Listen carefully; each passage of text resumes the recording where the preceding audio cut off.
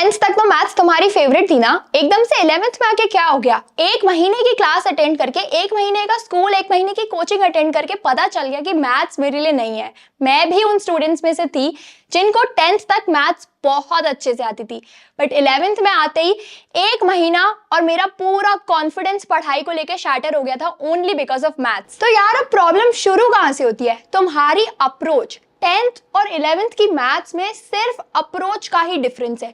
10th तक maths जो तुम्हारी थी, it was simple formula application. कुछ भी नहीं करना, आइडेंटिटी है, फॉर्मूला लगाओ, आंसर आ जाएगा।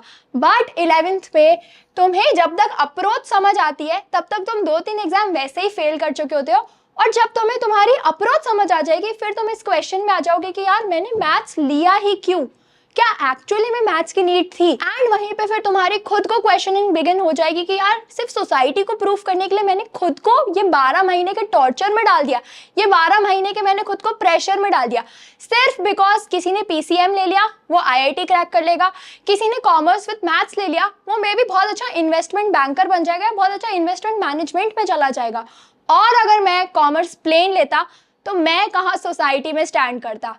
इस क्वेश्चन को आंसर करते हुए तुमने ये जो अपना 12 महीना है ना, ये तुमने वेस्ट कर दिया सिर्फ और सिर्फ मैथ्स को संभालने में, और इसी चक्कर में तुम्हारा पूरा 12th को लेके जो कॉन्फिडेंस है वो बहुत डिप हो जाएगा। तो यार हमने प्रॉब्लम्स की बात कर ली, बट व्हाट अबाउट सोल्यूशन? क्या सोल्यूशन है आपकी? तुम अपनी बिगड़ी हुई हालत को मैथ्स में थोड़ा सा सुधार सकते हो। यहाँ पे ना एक चीज समझना बहुत इंपॉर्टेंट है कि अगर तुम्हारा मैथ्स में कॉन्फिडेंस गया तो तुम्हारे बाकी सब्जेक्ट्स भी डूबना शुरू हो जाएंगे। मैथ्स में कॉन्फिडेंस तुम्हारे सब सब्जेक्ट बना सकता है, और मैथ्स में अंडर कॉन्फिडेंस तुम्हारे सब सब्जेक्ट डुबा सकता है। मतलब मेरा पर्सनल एक्सपीरियंस है, मेरी मैथ्स जब बिगड़ने लगी थी क्लास 11th में आके, ना मेरे से अकाउंट्स बनती थी, फिर ना मेरे से इको बनता था, क्योंकि इको और अकाउंट्स में भी कहीं ना कहीं नंबर्स का प्ले है। तो मैथ्स पे कमांड होगी, अकाउंट्स, इको, बीएसटी, खुद ही कंसंट्रेशन बढ़ जाएगा, खुद ही ये सारे सब्जेक्ट्स बनने लगेंगे। अब यहाँ पे प्रॉब्लम का रूट कॉज क्या है? Answer addiction. आंसर एडिक्शन क्या?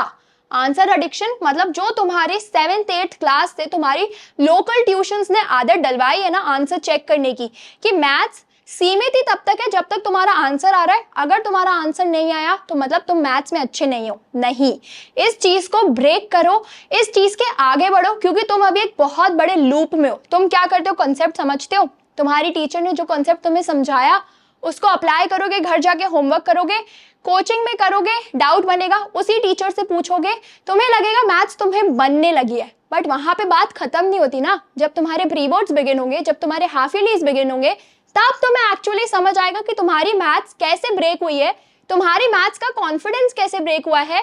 और मैथ्स में सिर्फ टीचर्स के कराए हुए क्वेश्चंस इंपॉर्टेंट नहीं है, तुम्हारी सेल्फ स्टडी ही इधर भी लीड करती है।